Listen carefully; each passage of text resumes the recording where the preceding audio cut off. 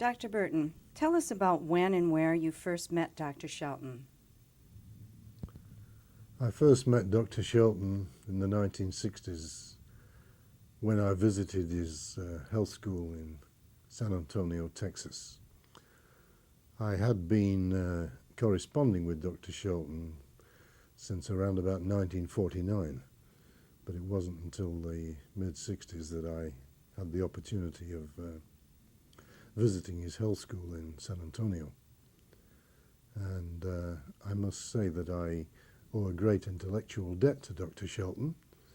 I think he was a great teacher, a great writer, great educator, and a great hygienist. On that first afternoon when I visited his institution, he said, "Well, today is Thursday. We usually give a talk to the patients on Thursday." He said, "I'd like you to give the talk this afternoon." And that was in about 20 minutes' time. So that was my introduction to Dr. Shelton. Dr. Burton, do you feel the arrests for practicing medicine without a license against Dr. Shelton were justified?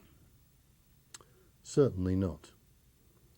First, Dr. Shelton originally had a license, but he personally submitted the license back to the authorities and forever afterwards claimed that hygiene was not the practice of medicine. And that was commonly his defense in court. But of course I fully realized that the way the law was structured, the language that was used, just opening a window to allow some fresh air into the room or giving the person a glass of water was practicing medicine. So it was very difficult for him to defend that situation. But as far as anybody knows, the practice of hygiene is quite different from the practice of medicine. So I think that his distinction and his determination to practice hygiene and refuse to allow it to be referred to as medicine was certainly justified.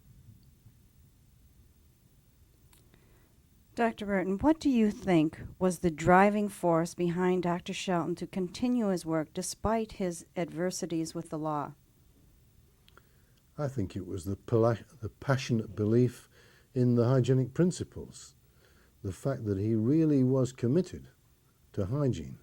He was committed to these principles.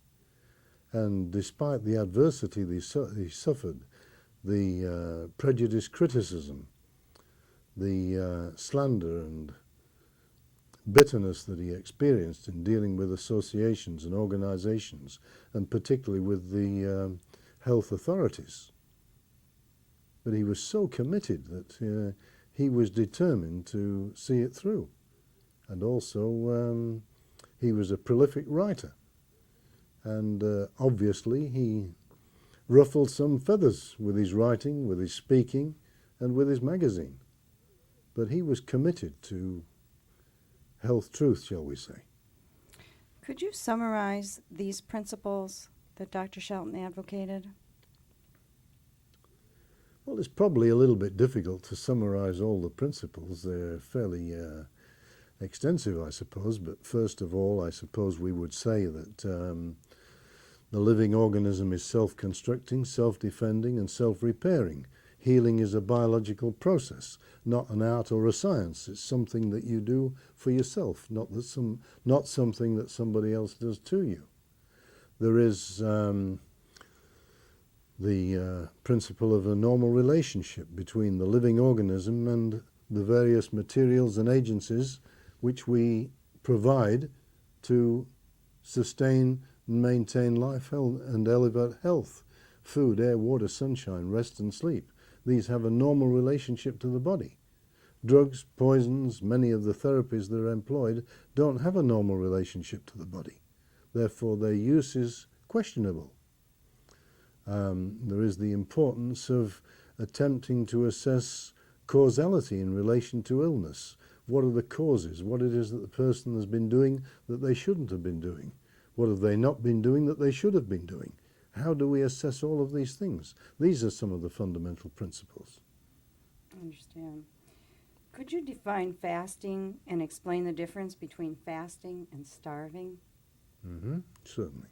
Well, to fast is to abstain. So fasting is the total abstinence from all food except water, so long as nutritive reserves in the body remain adequate to sustain normal function. We obviously cannot fast if we don't have reserves.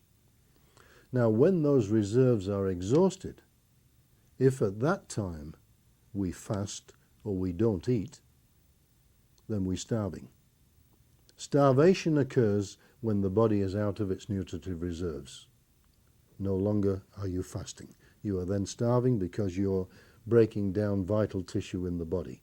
But during a fast, you're utilizing normal nutritive reserves in the body which will sustain you for a considerable period of time. But once those are exhausted, you must take food, otherwise you starve. Dr. Burton, you have extensive studies in fasting. About how many fasts have you supervised? In excess of 30,000, I suppose. Could you tell us about the effectiveness of fasting in your present practice? Well, fasting is used very widely in my present practice.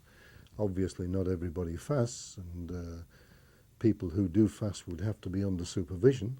We don't permit or recommend fasting without proper supervision.